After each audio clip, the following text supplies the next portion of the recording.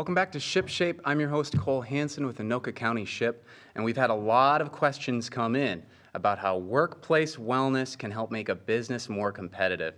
And so when I was trying to figure out, well, who could I ask about these questions, I couldn't think of a better group of folks to ask those questions in particular than this group we have today. So I just want to say thank you all for joining me, and let's move around the table and do some introductions. So we'll move from this way. Sure. I'm Lori Higgins. I am the president of the Metro North Chamber of Commerce.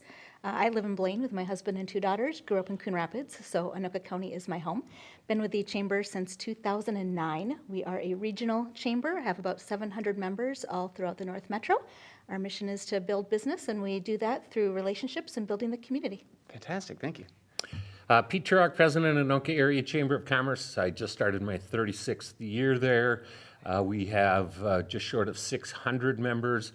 And the mission is simple. We are owned by those members, and so we do everything we can to promote those members and the products and services that they provide and anything that we can do to help them. That's what we do. Thank you. And I'm Carrie Lund, the Executive Director for the Ham Lake Area Chamber of Commerce. I grew up in Southwest Minnesota as a farm girl, moved up to the cities after college, and have been in the Ham Lake area now for many years in Anoka County, 2 years with the Ham Lake Chamber, so I'm a little newer than you guys. Our chamber consists of roughly about 140 members, primarily focused in the Ham Lake, Andover, East Bethel area, and we just really focus on that one-on-one. Since we're smaller, we do a lot of one-on-one with our membership to help them out. Fantastic, thank you so much. Yeah, I was so excited to bring you all on because you represent such a real spread of Anoka County. I think it's hard to get a grip on all the different parts of the county where people live, how they interact with businesses. So you all cover a really good spread, and I'm just so thankful that you came. So the first question I want to open up with is that work has changed a lot over the last few years, whether we consider COVID-19, the move to remote work, or even just the Highway 10 project, or any number of different infrastructure things going on. But when it comes to workplace culture and work-life balance, what has stuck out to you in maybe conversations with your members or even your own experience working that's changed the most or maybe had the most impact over the last few years? And we can start with whoever wants to jump in. I'll start. So, you mentioned COVID, and I think as we were coming out of the pandemic, everybody was breathing a sigh of relief and thought, okay, we're going to flip the calendar and things are going to go back to normal more or less. Yes. Not true. We all know that. And when it comes to the workplace, everything went upside down. When people were home, they started thinking more intentionally about their priorities, their passions, their family.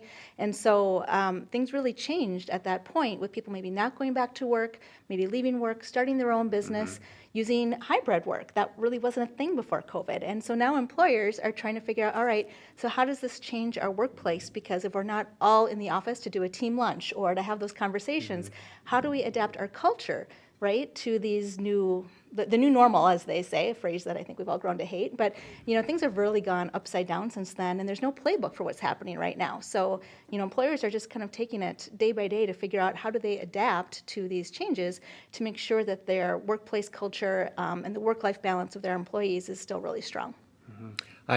I mean, she nailed it. It's the biggest thing that's on the table is what COVID did to business and changed things. And the other thing that happened that I'm really hearing about, and I bet that Lori and Carrie are hearing it too, is you had this huge batch of employee base that just stopped.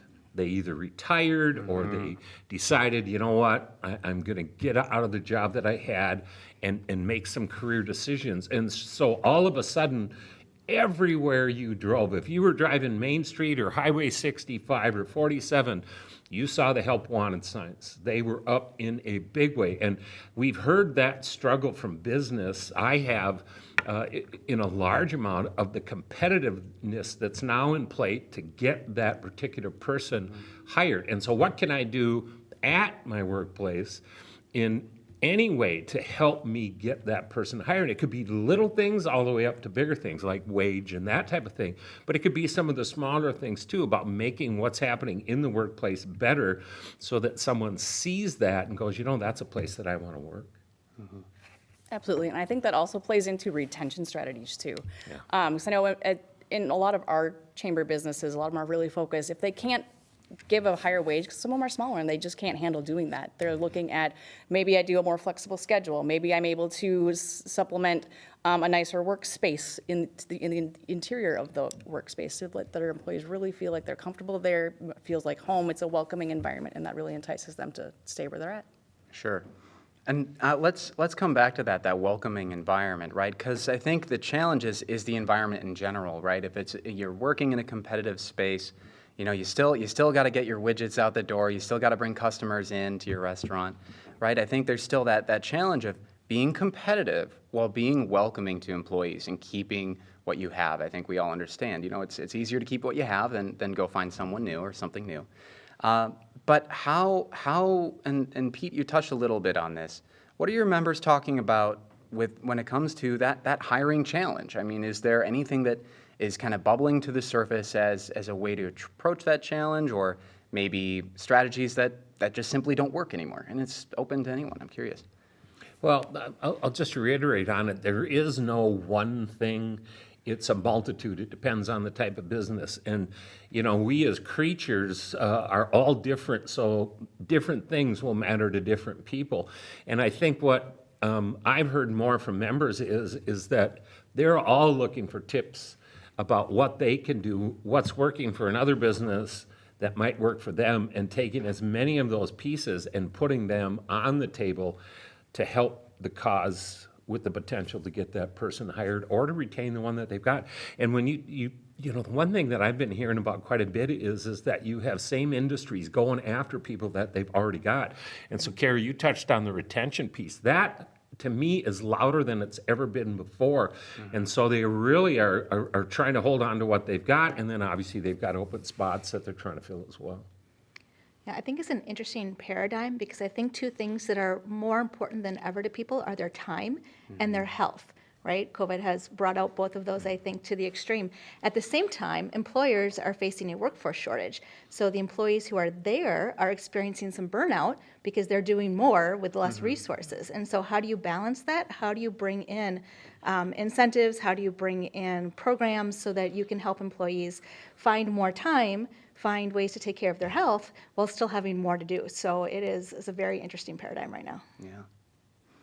I mean, I agree with these two as well, and I think flexibility has been so important. And it's not just flexibility in the hours that they work, but flexibility in some of the benefits that are offered. In a lot of cases, like you could just take vacation time or personal time, but even just employers saying, I'm flexible. If you need a mental health day, take that mental health day. Like, I'd rather have you come to work and be productive while you're here, especially like Laura, you said, where they're doing more with less resources. It's really important for that flexibility. And, like I said before, if they can't pay higher wages necessarily, having that kind of thing in the workplace is really, really, really important for our employees. Yeah.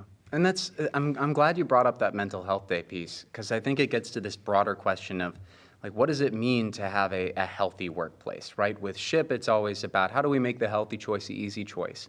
But for employers, there's a number of different factors you have to consider whether the healthy choice is the easy choice and maybe the affordable choice or the most impactful choice, right? I think there's a lot of questions there. But when you're having those conversations with employers, what kind of things stick out when it comes to that wellness question? Are they investing more energy and time into their employees, or maybe their space? Are they looking for spaces that are more accommodating to these kind of hybrid needs? What are they trying to do to address those wellness questions that have been bubbling up over the last few years?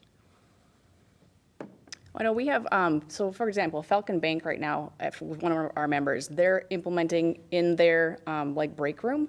They just participated in I think it's the WasteWise program through the county, and they just bought a new dishwasher and some more dishes so they can actually have a more homey feel. Also on reduce waste, of course, but this way their employees don't have to eat out of their little Tupperware dishes. They can actually heat up their food and eat from real utensils and have a nice, clean, sanitary environment that way as well. And that's a huge investment, just thinking about now you don't have to go get takeout either. Right. You're keeping people in the office, an opportunity to do some social connection. For sure. Right, that's really important. Yeah. Right. And again, it's different for everybody, but I have seen some, they are looking at maybe investing in bikes, so employees can enjoy a bike on their break, or identify the walking trails around the area. If they can bring in a gym, if they can find a dedicated space, even just a yoga mat and a few little things so you can go somewhere dedicated. Just, having that opportunity for small little things to invest in your mental health and your physical well-being. Yeah, they don't have to be huge. It sounds Correct. like that's kind of the recurring theme. Correct. Yeah, very much so. And it's all the little pieces added together. It may not seem like that big a deal that you put a dishwasher in, or if there's a bike available or a mat, but I think what business is doing right now is being creative in a lot of little things that end up being bigger things as employees look at it and go, I really like being there. And if they're not comfortable there, better chance that they might get tapped by somebody else and make that move. And so there is no one-all winner. It's a multitude of things, and as little as some may seem, in the long run, the more you have, the better, and it's all about retention. Sure. Now, a lot of this stuff, I think, and this comes down to this inter-business hiring of you're trying to, maybe you want to grab, a bookkeeper from another organization because they're very good at it already. You're trying to make sure that, if you're in the same industry, you're probably going to be moving around within that industry. You're not going from, food production to, cement work, right? That's not really how people work. But the investment in employees sometimes feels like something companies might want to keep close to the chest. Like, this is our benefits. We don't want to just have that spread out and flow out. We want to talk about that during a hiring conversation. Is it worth it to keep that sort of stuff close to the chest, or is this something that employers should be more out and open with? Yeah, absolutely. I think the short answer we would all agree is yes. So you want to be out and open. I think Minnesota, we're kind of known for keeping ourselves in general as our own best kept secret. We don't like bragging. That's just part of our culture. When I started at the chamber, and I'm sure my colleagues would agree, one of the best parts is getting to know the people and the stories behind the businesses. Yeah. Most small business owners are families. They're your neighbors. They are trying to put their kids through college, make payroll, trying to make the place, the community a better place. They sponsor all of the little leagues and nonprofit organizations, but they don't talk about it. They're not there to talk about that. They just want to do their work and support their business and support their community in the process. And so I think, so for me, that has been just a blessing to get to know all of that. But we don't often share it. And that's one of the things we try to do as chambers, is to share those stories and to bring the community together through building relationships and sharing these stories. And so when it comes to what these businesses are doing internally, they're not used to talking about it. That's just not their MO. Sure. But now more than ever, they have to if they want to retain their current employees and attract new ones and really offer what people are looking for, to let them know that they're already doing that. Well, that's one of the things that the chamber is a perfect vehicle for that to happen through our networking events, luncheons, any kind of an opportunity where we bring business together. I really noticed an uptick in the conversations that they're having because they're all seeing some of these struggles. And those conversations begin like, hey, what are you doing? And here's what we're doing. And that sharing is everything. It's one of the benefits of being a part of a Chamber of Commerce that I think we serve that business community as best as we can by having those opportunities. And so, yeah, before it was, they were talking about the Twins and the Vikings and anything but business. That has really changed over my time at the Chamber of Commerce, where it's really turned to business many years ago, and specifically since post-COVID, where it's always talking about what's going on with the employee issues and what they're all dealing with, and what's working for you and what's working for you, and here's what we're doing. That has been great, and I'm glad that the chamber can be a vehicle to help make that happen. Yep, I absolutely agree. And I think another cool thing that's happening, and I agree with you too, is that our employers need to be sharing what they're doing. I think the influx of our younger millennial employees, as they're going into some of these positions and looking for new jobs, they're looking for what does that company truly have to give us as far as our benefits, as far as what are you doing for the environment? What are you doing to help me as a person? So I think it's a really great avenue that our members in and amongst our networking meetings are sharing those kind of accomplishments that they're doing. But it is really important for them to be announcing those things in the hiring process, I think, as well. Yeah, it's just not about salary. No, right. And it used to be, that was number one. It's not, and obviously that's important, but it is a multitude of other things that we're really seeing that shift to that. I'm the old one in the room, but that younger employee. Yeah, we actually do quite a bit of work with our local high schools and connect with students to show them different career opportunities in the North Metro. And we recently did a survey asking them what do they look for in a potential career. Thinking, of course, it's going to be salary, right? And how soon can I get that corner office with the windows? And that didn't even make the cut. They wanted to know what are the company's values. What is their culture like? What do they do for us in terms of the health and the well-being? Salary was way down the list. And so the more that employers can recognize that and the importance of sharing what they're doing, that's going to attract that emerging workforce to them. Fantastic. Well, speaking of values and what's going on, now's a good opportunity to learn about more from the community. So we're going to take a quick break. We'll be right back, and we'll see you in a few minutes.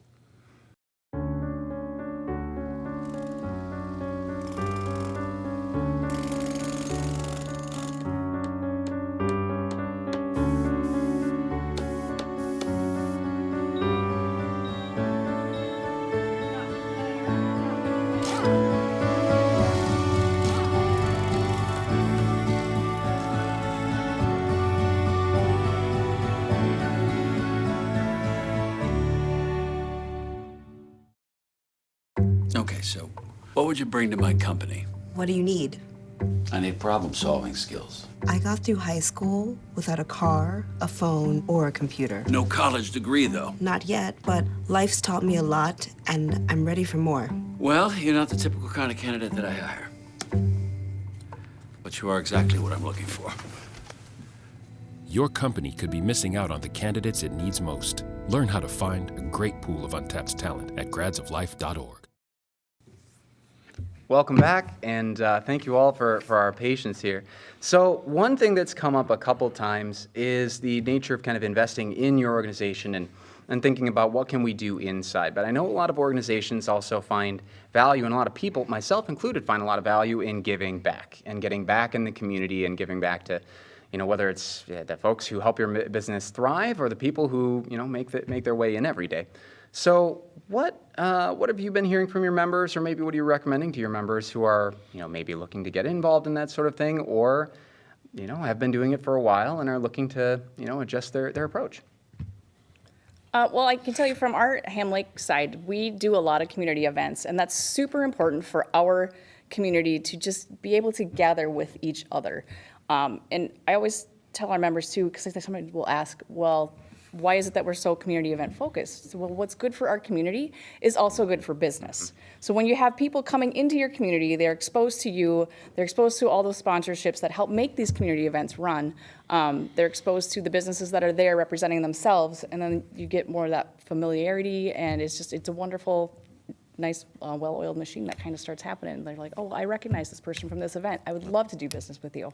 When you always hear about sense of community, at our chamber, we've always had a focus on it because our mentality is the better the community is, the better it will be for business / for our members. And so we give volunteer opportunities to our membership, whether it be handling the parade duties at Father Hennepin Days or the Grey Ghost Run in Halloween or Happy Days in Ramsey as an example. And the other thing that I've been hearing more of is getting those calls from some of our members saying, hey, we have a volunteer base. Do you have needs, or are you aware of groups that have needs? And that has been a change too that I've started to see. And I think Lori touched on that with talking about these high school students and some of the values that they have when it comes to a job. Well, I think that that's actually been in play for some years now, where that giving back is important. It gives, I think, the business a sense of pride that, hey, we as a group are doing this. And so it's kind of those warm fuzzies that are positive. And so that giving back, I think, is something that's there. And I will tell you, it is needed. As some of the service clubs and organizations, I just saw that Coon Rapids Rotary just packed it up, and it's because they just didn't have that younger base that was coming in to kind of replace the people that were aging and retiring out of it. So there are definitely needs, and that's where business, I think, can jump in and kind of take up some of the gaps that exist. Yeah, I'm extremely proud of how our business community is connected to the community as a whole and with their nonprofits. I think I heard someplace that Minnesota has more nonprofits than any other state. I'm I not sure if wouldn't that's be true. surprised. Right? Yeah. Right, and Anoka County is no exception. We have a lot of nonprofits, and so we actually facilitate a nonprofit coalition called the Breaking Bread Coalition to bring nonprofit leaders together to talk about how can we better communicate and collaborate and make the pie bigger, not fight over what's there, but Sure. support each other in our shared endeavors. And what I really love is how well our businesses work with these nonprofits, not just from sponsoring and volunteering, serving on their boards of directors, supporting them with their missions. And it's just, again, you can't have a strong business community unless your community is whole in general. So really enjoy working with them and our shared goals of making our community stronger. Well, and that reinvestment is so important. I think about those nonprofits right there, and they're out there looking for grants, they're looking for funding, but it's not always about the money. Kind of like we were talking about employee benefits and your employment package, right? It's the whole package, it's the whole community, and you don't just need grants. You need people power. You need vision from a board of directors, and so I think it's really important that, and I'm glad you all highlighted it, the various ways that folks can engage in that. So, that this is obviously ship shape, right? I'm with the health department and I talk about my SHIP program all the time. But I know there are just a bajillion different resources out there for, businesses, whether they're in Anoka County, doing business only in the county, or, over the lines, or they're kind of working across various industries, just to help them get their work done, to help them connect to the community, to help them grow their business, or maybe adjust from one stage of development to another. What are the resources that you consider, essential, or like your go-tos across Anoka County for organizations, our nonprofits or our for-profits? Well, I think the nice thing about chambers is that we're connectors. Yeah. We might not know the information, but we usually know somebody who does. I mean, so we know everyone from elected officials to nonprofit leaders to yourself, to the stakeholders in the community that can, get you the answers. There's a saying in the chamber world, try to R&D it, not research and develop, but rip off and duplicate. So if there's something out there that already exists, then let's take advantage of that. So Absolutely. we, always try to find what's already out there and how can we help our businesses connect to that. She nailed it. I mean, call us, trust me. And she also nailed it when she said, we don't know everything. And we don't, but we have so many connections out there that one way or the other, we're going to get you where you need to go to get the answers that you're looking for. Yep, I fully agree. I know oftentimes I'm referring people to the Open to Business program with the state and with the county, and just referring people between our Yep. memberships and nonprofits, and we do that all day long. Sure. Sometimes we're almost like the 411. People will call us for things that aren't even relative, Absolutely. So Yes. we've gotten to know a lot more information that way. Yeah. So I think that's so valuable, right, is, we all have our expertise, right? We all have what we focus on, but I think it's so hard to know what you don't know, and I think it's really important that you're all so well connected in that. But I also know that all your organizations have some internal stuff that you've developed too, whether it's, more formal, like a program or a training series, or just the way that you structure your events. What do you all do to kind of help facilitate that relationship building and those skills buildings for your organization's members?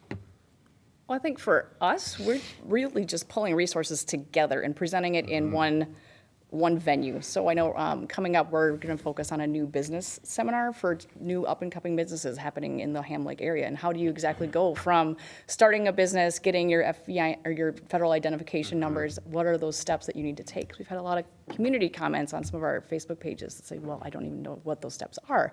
So, but really we're pulling together. So it's not necessarily a resource in and of myself or our specific chamber, but it's pulling those, our talent, I think, as chambers is pulling that information, like we said recently, pulling that information together, giving that and dispersing it out to our members. Well, the key is listening and listening to your Yes. membership, because I could sit here and tell you, well, we do this and this and this. It's constantly changing. What we were doing 30 years ago at the Anoka Area Chamber, what we're doing today, are there some similarities? Absolutely. But there are massive differences because it's a continually changing landscape of wants and needs. So we listen, and when the members talk, we have a 5% rule that I've had in place for a long time. And that is that no matter what you do, somebody's going to comment on it or what you haven't done, but they're going to give you the these comments. And if it's under 5%, you listen to it and kind of put it in the back of your mind. If it's over 5%, you need to react to it.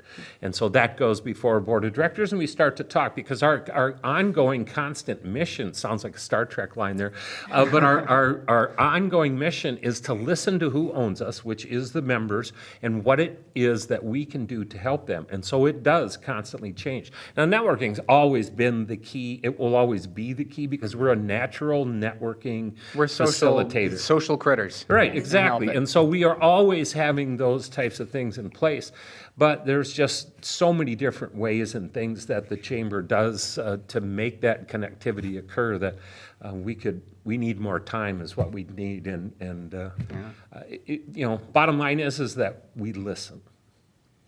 Yeah, we are also trying to be more intentional with providing resources and being that one-stop shop, because members, businesses, employers, employees, they have so much on their plates right now, they barely have time to see straight. So we want to be their go-to resource. And so one of the things that we recently did was we launched a leadership series, so that every month we are identifying a different leadership topic to try to bring resources to our members that will hopefully help them both personally and professionally. We kicked it off a couple months ago with a ribbon cutting for the first ever, I believe, free little leadership library. We had it custom built. It's in our office, and it's chock full of donated books on business success stories, motivational stories, inspirational stories. Anybody is welcome to donate a book, and anybody is welcome to come and take a book. Just like your neighborhood library, it's open to the public. They can come by and see us during office hours and grab a book. But then every month we are focusing on a different leadership topic. We are bringing a speaker out to one of our events every month. We are pushing out different resources on our Facebook page, on our social media platforms, and our e-newsletters, everything from white papers to TED Talks, infographics, whatever makes sense on that topic. Again, because employers are trying to figure out, how can I get through today? What resources can I bring my employees? How do I deal with generational differences, communication differences, burnout? And so we're just trying to, be that resource. Yeah, and I think it's so interesting too. It's kind of you've all shared the real spread of, online versus in-person resources, and I think that's what it really, so much of it comes down to being able to meet people where they are and with what they're looking for, right? I know, Pete, you've been really valuable in sharing a lot of local resources, especially in Anoka, especially sharing your communications expertise. You've been very helpful. Carrie, you have a really deep set of connections in your Ham Lake area. And you're doing everything to develop really amazing programming for your members that span the region. So you all have your expertise, but you're also so good at connecting what you do to the mission and values of your organization and ultimately to the needs of your members. So I think it's just really incredible to get to chat with you all. I just want to close things out here with that question of, being in person and working online. I think there is a hesitation still for some people to, online, or is this, the place where I'll get the best information? And as opposed to in person, like, oh, I don't know, I'm nervous. Like, I don't want to look foolish. I hope I dress the right way. How do you help get people over that threshold, that fear of engaging with each other as members through your work as a part of the chamber? Because ultimately, I think we've all been there before. So I'm curious how you all address that challenge of getting people together online or in person. We offer both still, pretty much. Not for everything, but I can't help someone get over their fear if they're going to have an issue with walking into a room that's full of people. I have seen it really start to change, but we still want to have, in some of our opportunities, that virtual option for people. I like to be together in person kind of guy. Yeah. But I see the virtual piece is going to be in play for a long time and maybe forever. I mean, there are, and it's not even so much a fear factor It's flexibility. as the flexibility option in play. And so, for us, our mentality has been, look, if we have the opportunity to offer it in an easy way, let's do it. But we've got some scenarios where it's not easy. We just had a big gala dinner fundraiser that we held, and for the first time since COVID hit, we did not offer a virtual option, and we had 350 people in the room, and there wasn't one person wearing a mask. I mean, there was a comfort level that was there. But there, in some meeting scenarios, and I'll give you an example, our board of director meetings, I still have the virtual option because I have some board members, and it's not even a fear factor as it's a work factor of I'm at work, I can make that meeting. If that wasn't available, I don't know if I could be there. So Yeah. we're flexible to the needs of those that are out there. Yeah, and shout out to you, by the way, as a parent, of a small kid who's in and out with, ear infections and all these school closures with the snow. I think that flexibility is so key to keeping, especially younger folks who are trying to balance all these different challenges, engaged with your organizations, because it's hard. So, anything else? I agree, flexibility, and I know we have just started allowing our board meetings to be virtual. Not that we wouldn't have allowed it before, but we just didn't have the capabilities in our space. So it's kind of fun that we have that option now. Like you said, we have some that can't get away from their workplace all the time. So they have to either join by phone or by, in this case, now we can actually see them, which is kind of fun. Yeah. So. Yeah, we've pretty much gone back all the way to in-person events and programming, with the exception of things like board meetings and committee meetings, where it's just more about, all right, we need to get this planned and we need to get this done. Yeah. I will say, though, that when people join the chamber, we try to set the expectation. I mean, we use the word networking, but we really focus on the word connecting. This is a long-term relationship, so don't feel overwhelmed, don't feel nervous, like you need to walk into the event and have it all figured out right away, and that you have to go get 30 business cards, and that's going to be the measure of success. If you really want to be successful, you need to be in it for the long haul and get to know people, be authentic, gain their trust, get to know them, and then the business eventually comes. And you can't really do that via Zoom. You need to do that in person. So we have ambassadors, and I'm sure my colleagues do as well, and they are really set on offering world-class hospitality. So when people walk into the room and they're new, that somebody is there to greet them, to get to know them, to show them the ropes, to introduce them to people. We don't ever want anybody to walk in the room and feel uncomfortable or unwelcomed. So we work really hard at that.